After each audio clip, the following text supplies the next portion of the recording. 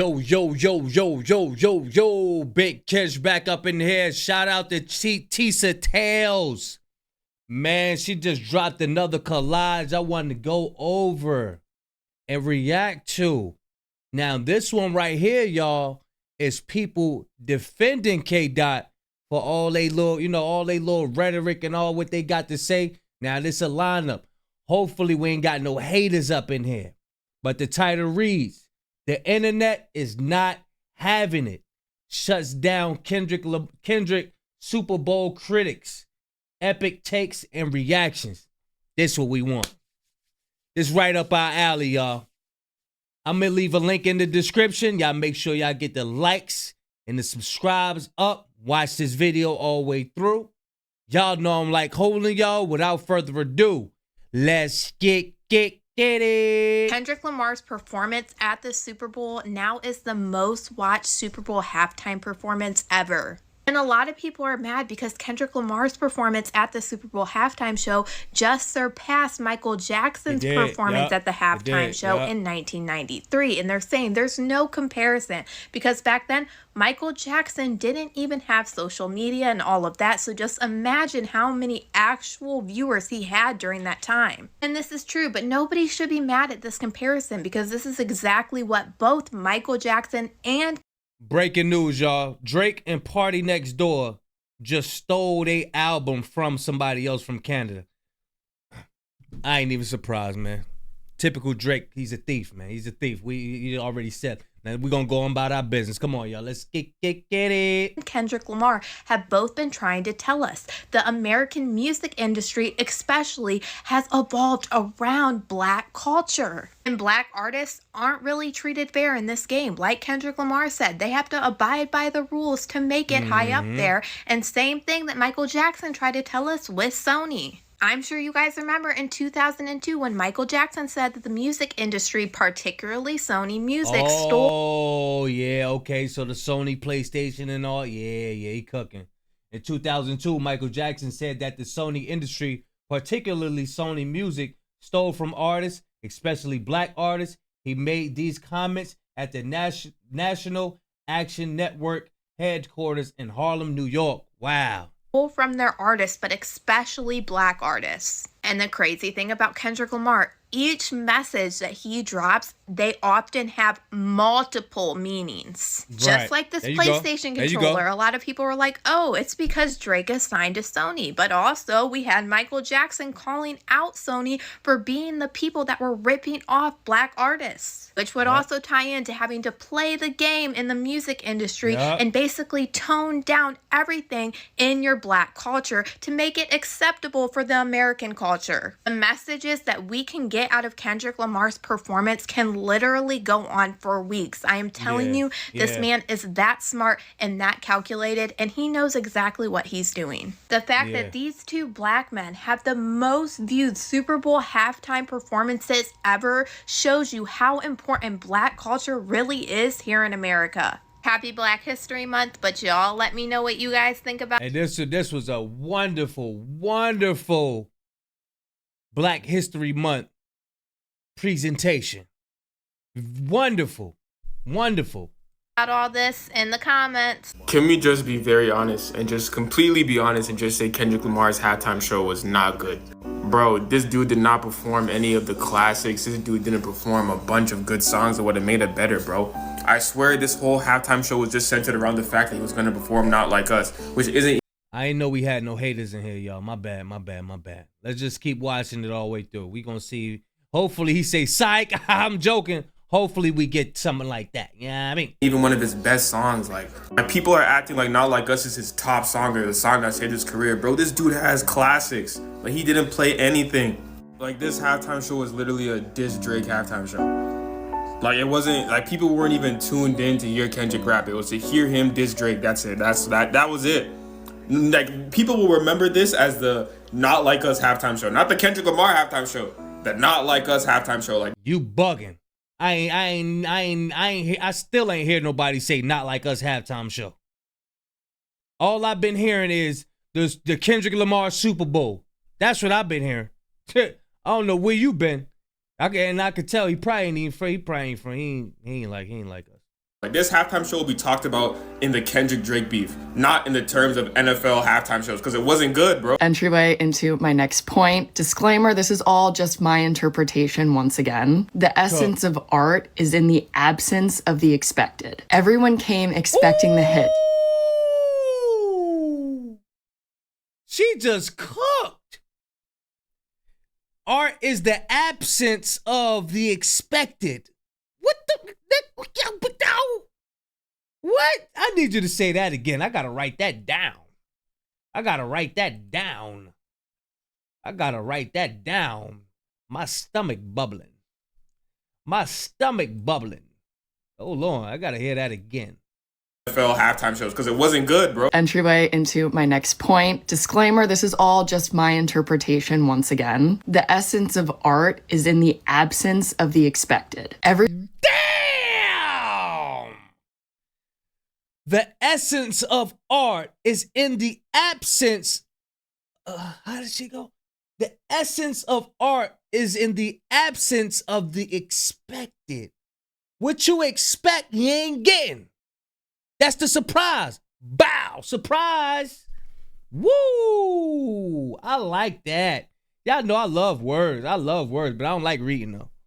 Everyone came expecting the hits, expecting to be turned up. It's the Super Bowl. Every other Super Bowl we have ever watched, we have expected the artists to perform their greatest hits for us. This is because the Super Bowl has an audience that is much broader than any other campaign that you would normally run within the marketing realm. If I was performing at the Super Bowl, it would be my goal to make sure that the majority of the audience thinks that this is a good show. To do that, I would have to sing the songs that had the highest chance of household penetration across the country. For Kendrick, I think those songs would have been Mad City, Backseat Freestyle, Bitch Don't Kill My Vibe, All Right, Humble Shore, King Kunta, and Swimming Pools, along with probably All the Stars. Because in my opinion, She knows.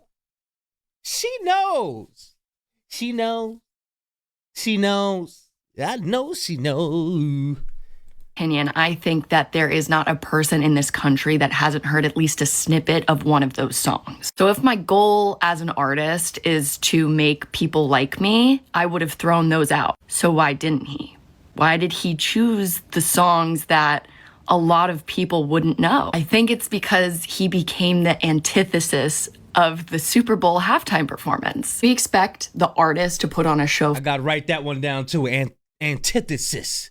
I gotta put that down in my memory bank. For us. But when the artist takes back that control and makes us watch them, it becomes art. It almost became a sort of rebellion to withhold those songs from the majority of the crowd that would have known them. I also found it somewhat symbolic that the people in the crowd got almost less of a performance than the people sitting at home. It's again switching the control of who you're performing for. He was not performing for the people sitting in that stadium. He was prioritizing viewership at home, which kind of flips the script of what you would normally expect once again. Wall Street Journal posted a carousel on Instagram that had an interview with Dave Free, who is the creative collaborator for this performance. They said that the choreography included the camera work. When I think about it like that, the stress of importance on the viewership at home really tells me a lot about the intention of this overall performance. And it was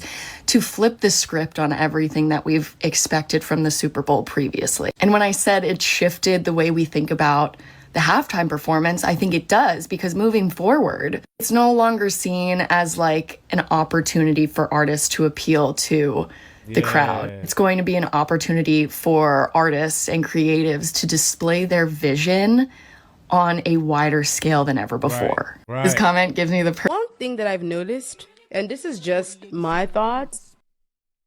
She cooked. Oh, Nancy. Oh, Nancy cooked. She cooked. When it comes to Kendrick, everyone decides to pull up rules out of thin air. Why is that? Like, let's actually talk about it. When he was chosen to do the Super Bowl, everyone was like, oh my God, why is he performing at the Super Bowl where he's not from the city that the Super Bowl was held in? I went back, I did some research, because like, it's not good to talk and add to a conversation if you don't know what you're talking about. So I did some research and I was like, okay. A fool can be counted as wise if he just shut the hell up.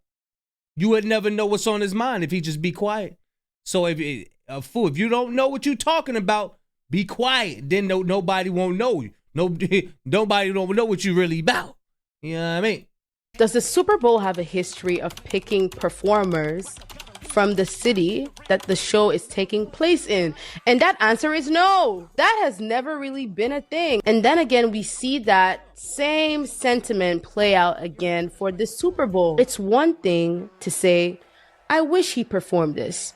Is another thing to paint your preference as what the norm is supposed to be. I think that's lame. I honestly think that's lame. And I feel like that's what a lot of people have been doing. It's like, this is my preference. I wish Kendrick performed swimming pools. Yes, we all wish he performed swimming pools. Right. But is it a rule that every artist that comes on there has to do a nostalgia fest, a trip down memory lane? No, it is not. She's saying people are making their preferences the rule. No, that's not the rule. That's not the rule. Just because you feel a certain type of way don't mean that that's the rule. You know what I mean? And it's you. We know who doing stuff like that. We know who doing stuff like that. And the question I want to throw to whoever's watching is this. Why should an artist do a nostalgia show when they are in their prime? To all you black Americans out there, I said the halftime show was mid. Kendrick's performance was mid. I don't care about your symbolism and all that shit. It was mid. Whoa. Before you go telling me I'm not. You don't care about our symbolism because it's ours. It ain't yours. You said it. You put the words right and you said it. You answer your own shit. I don't care about y'all symbol. It's ours. I don't expect you. I don't care about your glasses, nigga. I don't care about your hoodie. I don't care about your dirty ass wave cap with all that dandruff in it. I don't care because it's not mine. It's yours. You care about that. Ashy ass sweater. Not like you, how I am not American. Colin Kaepernick, remember him? Colin Kaepernick took the knee, lost his career from the NFL because he was representing black people. He was doing all the symbolism shit. He lost his job. You still watch the NFL. You still watch the halftime show. You wanted the entertainment. Don't get on here and start talking all this woke shit to me.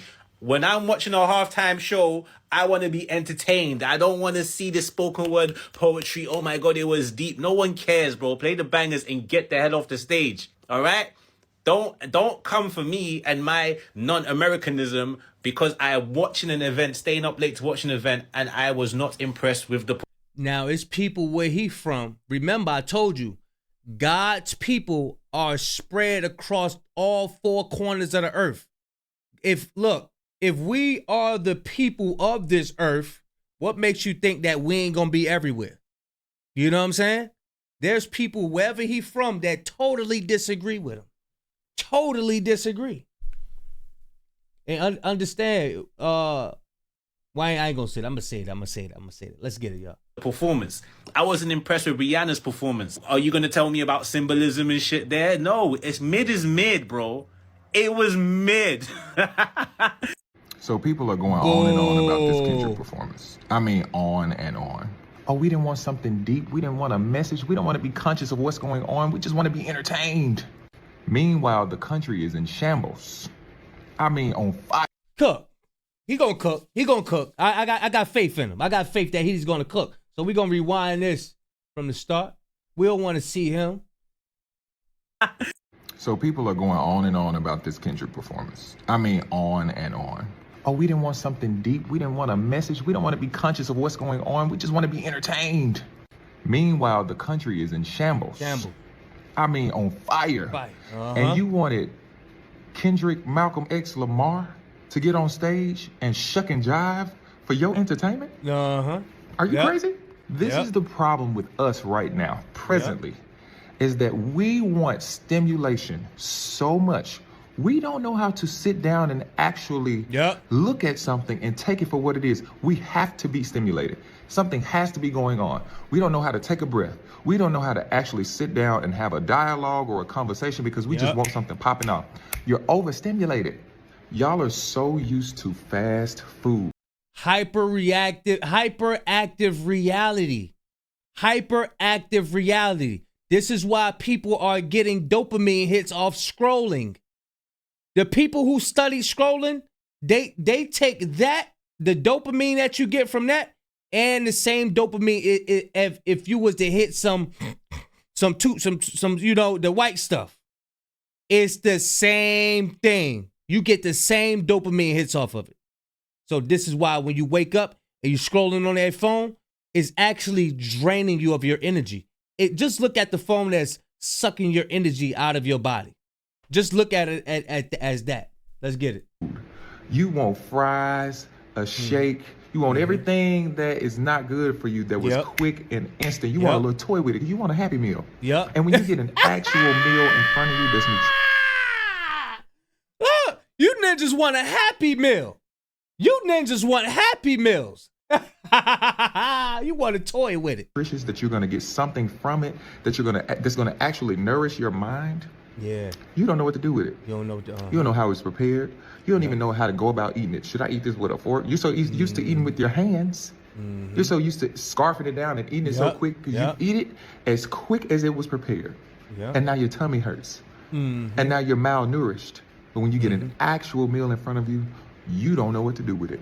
I'm going to say this and then I'm going to bob and leave, but my whole timeline is people with their multi-hyphenated, marginalized credentials in their bios telling me how much they didn't like Kendrick Lamar's halftime performance. My issue with y'all is that, one, I feel like the thing that you're doing is performative, because in reality, if you actually understood how society is supposed to function, you would know that it makes no sense for somebody to run into a bakery and tell the chef that he needs to be outside fighting, when the way that he's providing for the revolution is by making food for folks to eat. Y'all would not run into a library where a person was providing books, including books that are very necessary for people to understand their rights or their history, and be like, you in here passing out books not gonna do nothing, like you need to be out there fighting.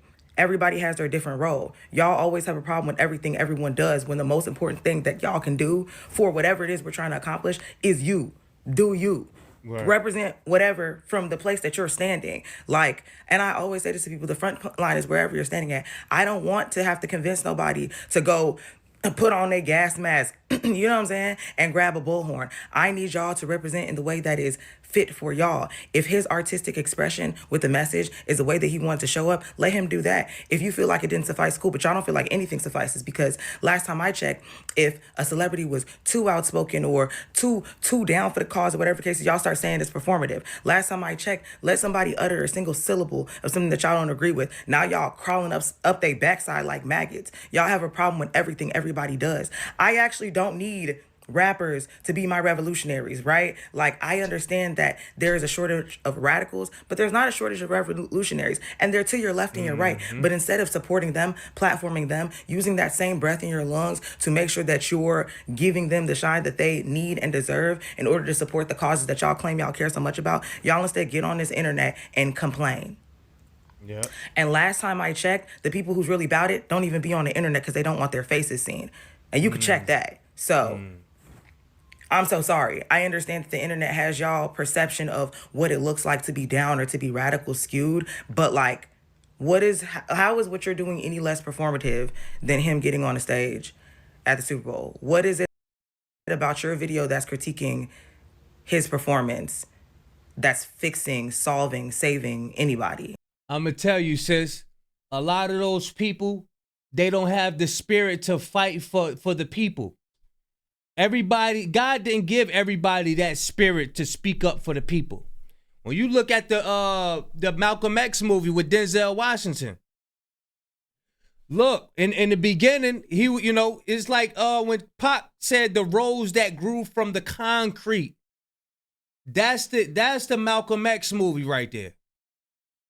The concrete is his surroundings. He's a beautiful brother within, but he just rough around the edges. He got to be polished.